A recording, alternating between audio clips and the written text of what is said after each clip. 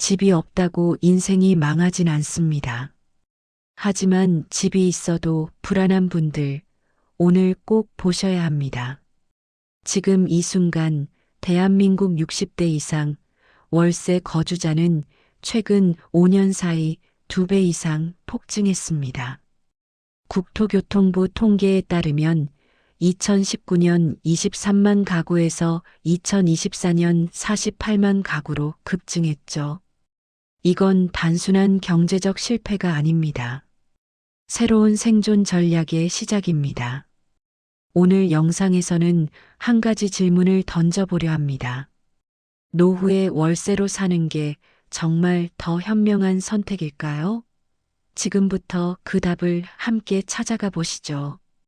이 이야기가 도움이 되신다면 구독과 좋아요로 응원해 주세요. 서울 양천구에 사는 박정자 씨, 올해 66세입니다. 그녀가 30년 전 어렵게 마련한 그 아파트가 지금은 오히려 부담이 되어버렸습니다. 관리비의 재산세, 그리고 얼마 전 엘리베이터 교체 분담금까지 합치니 1년에 무려 600만 원이 나갑니다. 더 힘든 건 몸입니다. 무릎이 안 좋아진 박 씨에게 3층 집은 이제 너무 넓고 관리하기 버겁습니다. 청소하다 넘어질까봐 두렵고 겨울이면 난방비 걱정에 방 하나는 아예 닫아둡니다. 박 씨는 이렇게 말합니다. 평생 일해서 집을 지켰는데 이제는 그 집이 나를 지켜주지 못하네요. 이 말에 공감하시는 분들이 많으실 겁니다. 노후에는 집보다 현금 흐름이 진짜 편안함을 지켜줍니다. 예전에는 집을 오래 갖고 있으면 언젠가는 가격이 올랐습니다.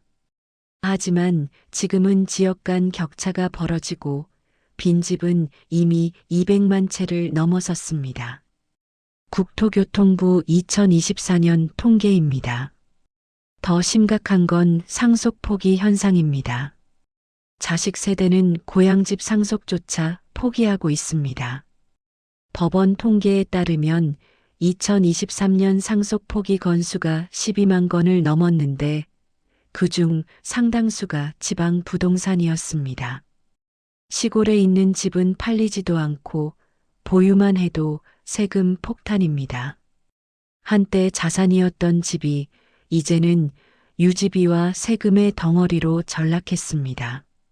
즉, 소유의 시대는 끝나가고 있습니다. 노후의 안정은 소유보다 유동성에 달려 있습니다. 경기도 평택에 사는 이춘호 씨 68세, 김영자 씨 66세 부부의 이야기입니다. 아이들이 다 출가하고 남은 건 40평대 아파트 하나였습니다. 엘리베이터 수리비, 보수 공사비, 재산세까지 합치니 매년 1천만 원이 나가자 이들은 결심했습니다. 이제는 돈이 아니라 삶을 줄이자고 말이죠. 이 부부가 집을 팔던 날 김영자 씨는 울었습니다. 하지만 그 눈물은 후회가 아니라 안도의 눈물이었습니다. 30년 살던 집의 열쇠를 내려놓는 순간 무거운 짐도 함께 내려놓은 기분이었다고 합니다. 그들은 수원 인근 신축 오피스텔 월세로 옮겼습니다. 월세는 90만 원. 대신 병원과 지하철, 시장이 모두 도보 5분 거리입니다. 이춘호 씨는 이렇게 말합니다. 내가 청소 안 해도 되고 병원도 가깝고 무엇보다 부부싸움이 줄었어요. 웃음이 늘었죠. 월세는 불안이 아니라 관리에서의 해방이었습니다. 부산 해운대에 사는 최병호 씨, 올해 70세입니다. 은퇴 후에도 그는 걱정이 많았습니다. 연금으로는 생활비가 모자라는데 집은 팔기 아깝고 그렇다고 빌려주자니 세입자 관리도 부담스럽고 매일 밤 잠자리에 들 때마다 불안했다고 합니다. 그런 고민 끝에 그는 결국 25평 아파트를 팔았습니다. 그중 절반인 4억 원을 금융자산으로 운용하기 시작했습니다. 처음엔 두려웠습니다.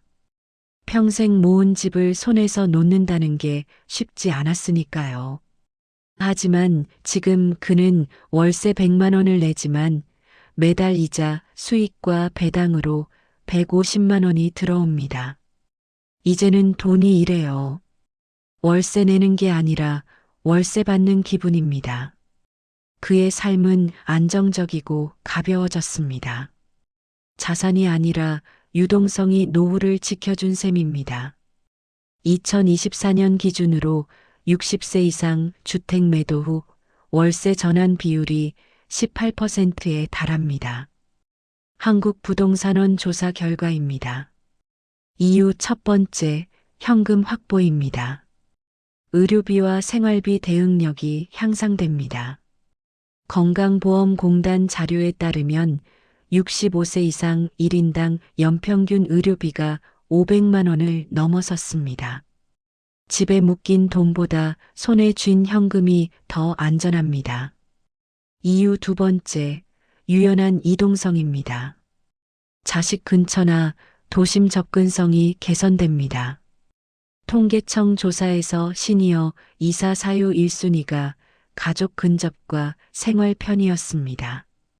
이유 세 번째, 심리적 안정감입니다. 팔고 나니 마음이 편하다는 증언이 많습니다. 재산세 걱정, 수리비 부담, 빈집 관리 스트레스에서 해방된 것이죠. 노후의 진짜 리스크는 집값 하락이 아니라 유동성 부족입니다. 즉, 월세 전환은 불안이 아니라 방어 전략이 될 수 있습니다. 첫 번째, 내 생활비 구조를 계산하세요. 관리비, 재산세, 보수비를 모두 합산해서 월세와 비교해 보세요. 예를 들어 관리비 월 20만 원, 재산세 연 200만 원, 보수비 연 100만 원이면 월 평균 약 45만 원입니다. 여기에 대출 이자까지 있다면 실제로는 월세와 큰 차이가 없을 수 있습니다. 생각보다 내 집 유지비가 훨씬 더 많을 수 있습니다. 두 번째, 건강과 접근성을 따져보세요. 병원, 시장, 지하철까지의 거리를 체크하세요. 70대 이후에는 도보 10분이 생명선입니다. 이제는 가까움이 자산입니다. 집값보다 접근성이 삶의 질을 좌우합니다. 세 번째, 자산을 나누세요. 집값의 일부는 현금화하고 일부는 저위험 금융상품에 투자하세요.